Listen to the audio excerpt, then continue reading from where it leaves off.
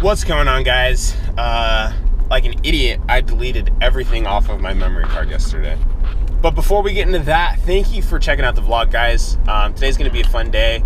Yesterday was boring anyways, other than me grabbing my lens. So hopefully we'll actually get some CrossFit in today. But like I said, in the footage that I deleted, yeah, so it's not that I haven't been shooting or filming or anything like that. I've been doing it for other people, which has kind of been an interesting mix. It's been fun, but it's been a lot different. It's a lot different than when you're trying to put together a vlog. I think I'm kind of over the whole idea of doing a vlog a day, just because the amount of time that it takes to do that is just something that I don't have right now. But I'm super stoked on the lens that I got. It's a Canon 10 to 18 millimeter. It's really good for like those tight close-up shots, which originally I've been filming a lot with my 50 millimeter, but it doesn't really, like it crops too much more than I want, and I'm not able to get the full picture. So I had to drive out to Redwood City to pick that up, and I got it for like $150, which originally it's like $279, $300, around there. So I'm pretty stoked I got it for that price, because I don't think I would have ever gotten it for that price.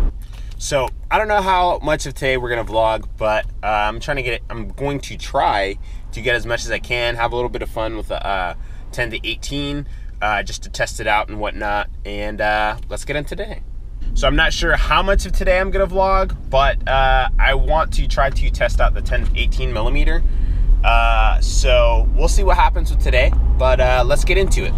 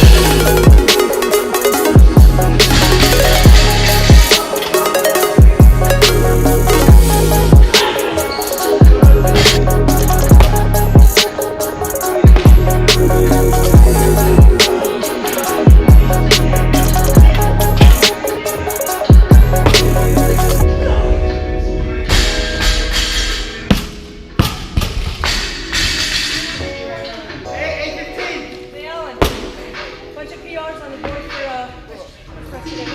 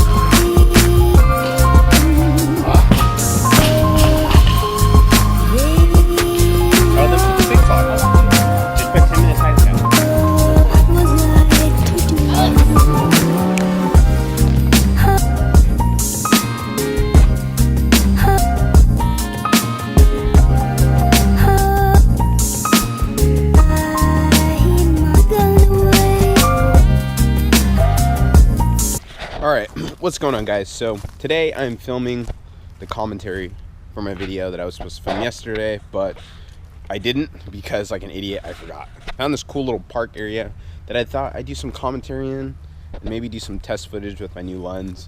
Just kind of have some fun. Today's been kind of a busy, hectic day, but let's get into it. So yesterday was a pretty heavy clean day. Not too heavy.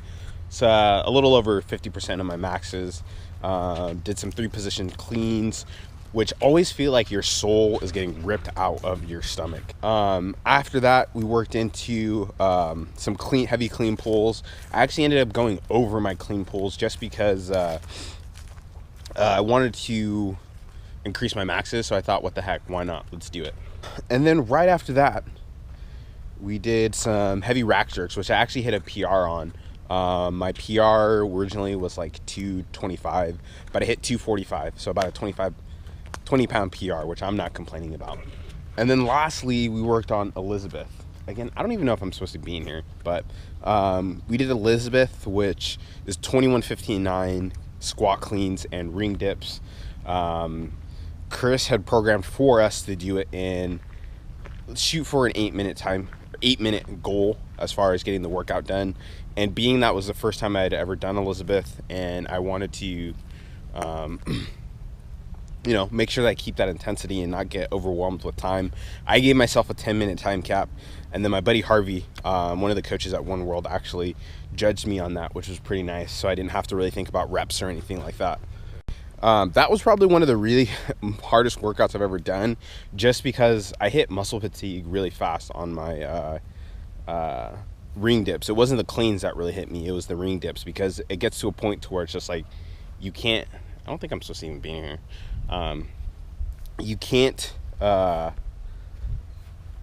you really can't get past it. I mean, if you can't ring dip, you can't ring dip. If you can't extend your arm or flex your muscle, you just can't do it. With cleans, you can kind of get by with cheating a little bit. I don't want to say cheating, but you can kind of muscle some reps because you're using, you know, you've got your legs that generate most of your power, which are a lot stronger than your biceps and your muscles. And so when you're trying to clean or power clean, you know, you can generate a lot more force and not have to get into the bar as quick, as opposed to trying to extend on a ring dip when you're already fatigued. It gets pretty difficult over time. And so I ended up getting about a round and 6 reps on the cleans, but I'll definitely be revisiting that in the future. I know Chris is probably going to program that for us in the future. So it was nice to at least get some benchmark numbers down on that.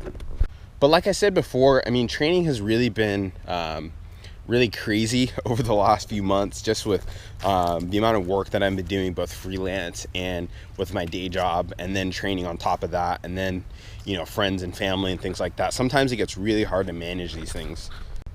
But since I've got like a week of shutdown, I've been spending a lot of time really focusing on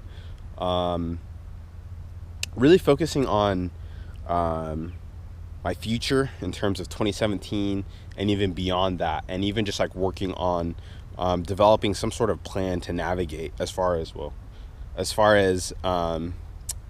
having a roadmap or idea of some place that I want to go, or things that I want to do and accomplish, everything from families to just all of these various different things. And so for that, I've been going through this book by Michael Hyatt called Living Forward. And it just kind of walks you through these steps of, you know, at the end of the day, I'm not going to know everything that's going to happen in concrete detail. You know, I leave that up to God. But at the same time, having some sort of idea on things that, you know, I'm interested in, or desires, or things that, you know, I want to do down the road, and just being able to have some sort of idea. You know, those things may not even be able to be accomplished, but at least I have them down on paper. And if things change, things change. So I'm not too worried about that, but at least having some sort of idea on like, hey, I want to have, you know, my loans paid off by a specific time, or I want to, you know, be able to have $10,000 in saving, whatever the case may be, just kind of having some sort of roadmap. So that's what I'm really spending this entire shutdown week doing and focusing on, in terms of growth, and even just continuing to work with different clients and stuff like that. So it's been, you know, it's been really busy, pretty crazy, but I'm really looking forward to 2017 and just everything that's going to happen, even with training, with, you know, these freelance clients I'm working with, just everything. Just, you know, at times it does feel very overwhelming, but at the same time, I know that I'm progressing in something that ultimately is helping and benefiting other people. And that's really the industry I want to be in. I really want to help people envision their future and their success. But in order to do that, I need to make sure that my vision and my success at least having a rough idea is in place. Otherwise, how can you help your other people if you can't help yourself? So with that, guys, I'm gonna shoot some test footage with my camera, and you guys can check it out here. So without further ado, let's check it out.